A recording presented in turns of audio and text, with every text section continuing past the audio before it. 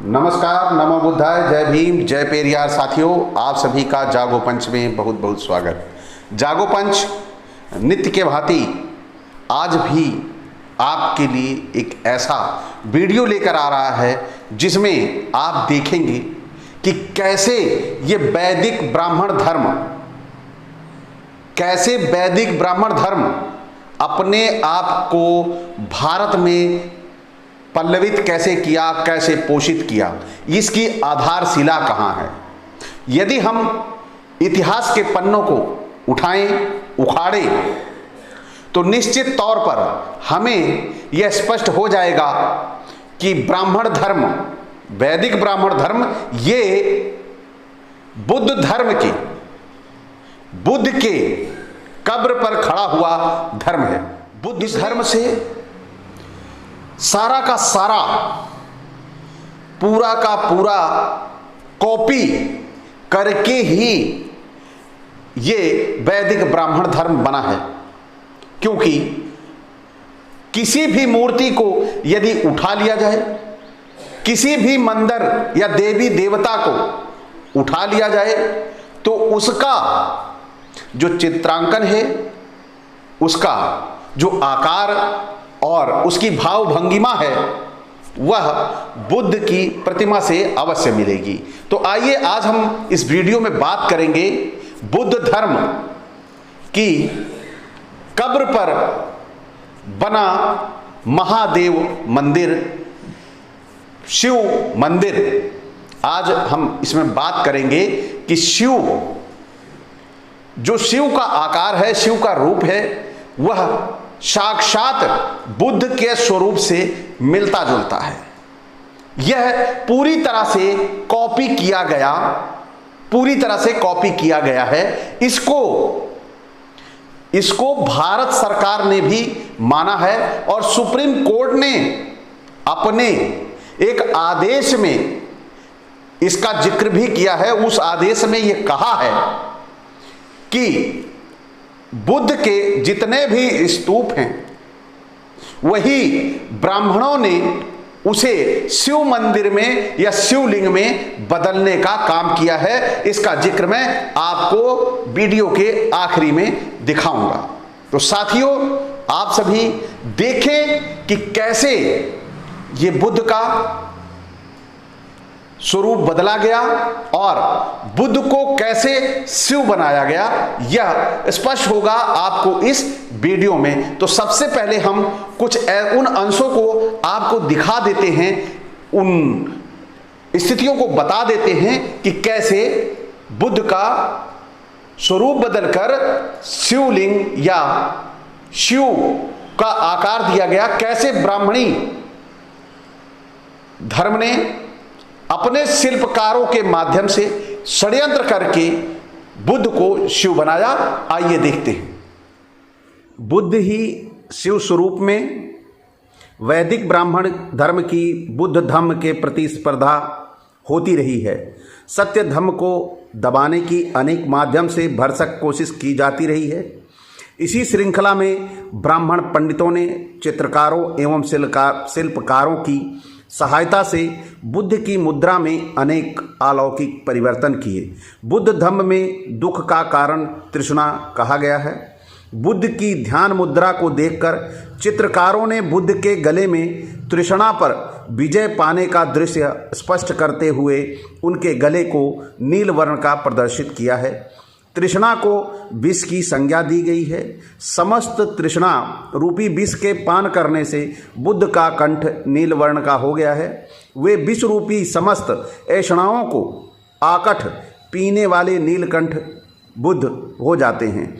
बुद्ध धम्म में बुद्ध को सदियों से नीलकंठेश्वर कहने की परंपरा चली आ रही है। वहीं शिव द्वारा भौतिक हलाहल विष पीने के कारण नीलकंठेश्वर कहा जाता है। वैदिकों ने बुद्ध के समानार्थी शब्द शिव, जिसे कल्याण कहा गया है, गुणबोधक नीलकंठेश्वर कहने का प्रचलन पड़ा। वे हर हर यानी अरहत महादेव हो जाते हैं।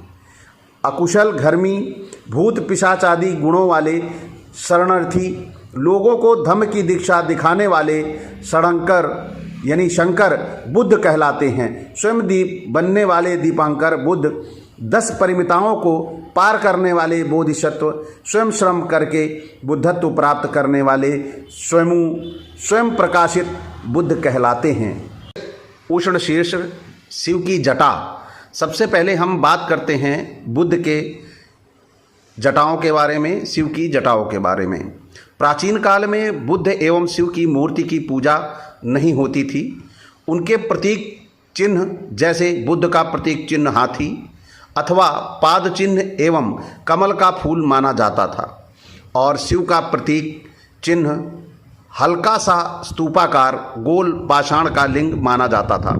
बौद्ध भिक्षुओं के निर्माण के बाद स्मृति शेष गोल स्तूप बनाने की परंपरा थी।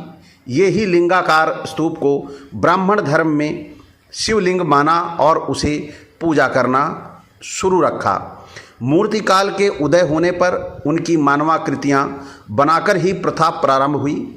महापुरुषों के 32 लक्षणों में सिर के ऊपर के समान उभार युक्त उपशीर्ष एक प्रमुख लक्षण मिलता है। भगवान बुद्ध के सिर पर भी उपशीर्ष है। इस उपशीर्ष को शिव की जटा के रूप में चित्रकार ने प्रदर्शित किया। पाली भाषा में जटा सिर के उलझे हुए बाल, जटा का मतलब सिर के उलझे हुए बाल अर्थात उलझन अथवा समस्या कहा जाता है। संसार के लोग दुख रूपी समस्याओं में उलझे हुए हैं, यह भी माना जाता है। अंतः जटा बहिर्जटा जटाए जटितोपजा। संसार में आंतरिक और बाहरी समस्या जीवन में पाई जाती है। भगवान बुद्ध ने इन समस्याओं का समाधान खोज निकाला। मन को नियंत्रित कर इन समस्याओं उत्पन्न करने वाली उलझनों पर काबू पाने की विधि का आविष्कार किया। भगवान ने मन को दुखित करने वाली समस्त सांसारिक जटाओं पर काबू पाने की विधि का उल्लेख किया। यथा शीले पति ठाय नरो सह पंचो चित्तम पंच भावयम अतापि निपको भिक्षु सो इमम विचटय जरम। सुत्त पिटक संयुक्त निकाय 1.13।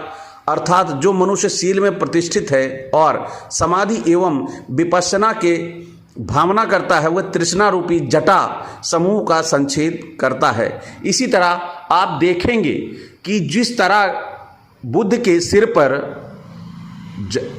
एक ऊपर घुमा के बनाया गया जुड़ा है, उसी तरह शिव की जटाओं को भी बनाने का काम किया है, जो यह स्पष्ट करता है कि शिव जो है वह बुद्ध को देखकर कल्पित करके बनाए गए हैं। यह वैदिक धर्म का सबसे बड़ा षड्यंत्र है। सिर के ऊपर का नागफण उतारकर शिव के गले का हार कैसे बना? नागवंशी इस धरती के सबसे प्राचीन सशक्त प्रशासक रहे हैं। बुद्ध की प्रतिमाओं पर नागों के फण से रक्षित दिखाया गया है। उसी प्रकार शिव के सिर पर गंगा जी को चित्रकार ने बहते हुए प्रदर्शित किया है। चूंकि जटा के ऊपर से गंगा जी निकलकर बह रही हैं, अतः चित्रकार के पास नाग के फन को स्थापित करने का अब कोई अन्य विकल्प नहीं बचा। इसलिए अब उन्हें कहीं जटा में और फिर गले में लिपटा हुआ दर्शाया जाता है। त्रिशूल व्यवहारिक सिद्धांत। त्रिशूल को लेकर अनेक मान्यताएं और विवेचनाएं हैं, किंतु वे सभी सत्यता पर सही हो यह कहा नहीं जा सकता। इतिहास कहता है कि प्राचीन काल से वैदिक ब्राह्मण और समतावादी बौद्धों की लड़ाई चलती रही है। इसी परिप्रेक्ष्य में शिवजी के त्रिशूल की खोज हुई है। जब बुद्ध के प्रति उमड़ता जनसैलाब, उनकी समतावादी नीति, धम्म के स्थूल से सूक्ष्मातिसूक्ष्म दार्शनिक सिद्धांत, संघ का संगठनात्मक स्वरूप एवं उनका प्रचार प्रसार विरोधियों के पैर फूलने लगे थे देखकर उनके मन और शरीर को बुद्ध, धम्म और संघ शूल की तरह बिंधने लगे। तब सुख शांति और समृद्धि के प्रतीक समतावादी बौद्ध परंपरा में सुख निवारण हेतु भैषज्य गुरु पद्म संभव दुख दूर करने इस जगत में आए। दैविक भौतिक ताप अर्थात दुख को दूर करने वाले बुद्ध धम्म संघ की रक्षा को अपने हाथों से संभाला। शारीरिक मानसिक और आगंतुक रोगों को जन्म देने वाले काम क्रोध लोभ अहंकार रूपी तृष्णा जनित मद आदि विकारों को नष्ट करने के लिए प्रतीकात्मक त्रिशूल रूपी यंत्र को अपने हाथों में धारण कर प्राणियों की रक्षा की। दैविक भौतिक ताप की चिकित्सा करने वाले बोधिसत्व भैषज गुरु कहलाए। आगे चलकर बोधिसत्व भैषज गुरु पद्म संभव ही शिव के रूप में पूजे जाने लगे। बोधिसत्व भैषज गुरु पद्म संभव के कारण शारीरिक और मानसिक आगंतुक दुख को उत्पन्न करने वाले विषमता मूलक पुरोहितवाद पर घोर संकट आ गया। इसलिए वैदिकों ने बुद्ध जैसे आकार वाले शिव का आविष्कार करके उनके हाथों में त्रिशूल को थमा दिया। विरोधियों ने चित्रकारों के माध्यम से बुद्ध धम्म संघ रूपी दुख देने वाले तीनों शूलों को, यानी जिसे त्रिरत्न कहा जाता है, और त्रिशूल के रूप में प्रदर्शित किया और दासों एवं नाग के वैदिक देवता शिव के हाथों में पकड़ाकर प्रदर्शित किया। इसका अर्थ ये लगाया जाता है कि बौद्ध धर्म के घोर विरोधी पुरोहितों ने नागों के पूज्य शिव के हाथों से ही बौद्ध धर्म के उन्मूलन का दायित्व सौंप दिया। इस तरह बौद्ध धर्म के विरुद्ध पर्वों उत्सवों को मान्यता दी। बलि, धार्मिक हिंसा, दिवाली, जुआ आदि खेल, होली, भांग, चरस, मद्यपान आदि हरेक आनंद एवं मनोरंजन प्रदान करने वाले कार्य जो सनातनी ब्राह्मण हिंदू धर्म में वेदोचित माने गए हैं, संगीत, नाच, गायन आदि मन को रंजित या क्षणिक आनंद देने वाले उपक्रमों को पवित्र माना, उन्हें धार्मिक कार्य में सम्मिलित किया गया। बौद्ध धर्म की परंपरा में आज भी तृष्णा जनित भव विकारों को नष्ट करने वाले परम कल्याणकारी शिव बोधिसत्व भैषज गुरु पद्म संभव को सर्वोच्च स्थान प्राप्त है। दिनांक 11 दिसंबर 1995 के सुप्रीम कोर्ट के फैसले को 24 साल बाद 2019 में भारत सरकार द्वारा अपनाया गया और गुपचुप तरीके से विभिन्न विभागों को 4 अक्टूबर 2019 को भेजा गया। इस आदेश में क्या ऐसा था जो यह इतने दिन रोका गया? तो इसमें आदेश था कि शिवलिंग और हिंदू शब्द पर रोक लगाई जाए। इस पत्र में ऐसा दिया गया था। तो आइए आगे चलते हैं। जिस शब्द के नाम पर लाखों लोगों ने अपनी जानें गंवाई, नेताओं ने दंगे फसाद करवाए, सरकारें बनाई, उस शब्द की यह हकीकत है कि अब आम जन को यह जानने का भी हक है। तो इसमें आपने सभी ने देखा हिंदू के नाम पर पूरे देश में कोहराम मचा हुआ है, लेकिन सुप्रीम कोर्ट ने हिंदू शब्द पर रोक का आदेश जारी किया। लेकिन हम यहां पर इसके पहले हम हिंदू शब्द के इस पर वीडियो बना चुके हैं और इस पत्र का रेफरेंस वहां भी मैंने दिया था और यहां भी आपको मैं ये दे रहा हूं इस पत्र का पूरा रेफरेंस कि आप सभी इसको सूचना के अधिकार से निकलवा भी सकते हैं, मंगा भी सकते हैं। तो इसमें मैं इस पत्र का जिक्र कर दे रहा हूं और सुप्रीम कोर्ट का जो आदेश है और जो इस कानून का उल्लंघन करेगा उसे सजा और जुर्माना दोनों का प्रावधान है। तो यह है BC नंबर 20/G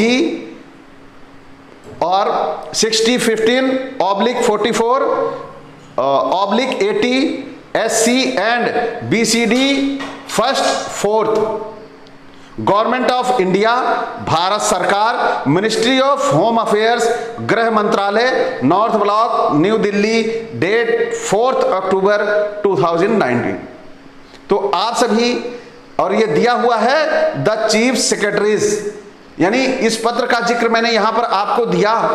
अब मैं इस पत्र के उन अंशों को पढ़ के सुनाऊंगा जहां पर यह लिखा गया है कि बुद्ध का स्वरूप ही बदलकर ब्राह्मणों ने शिवलिंग कर दिया, क्योंकि यह जरूरी है।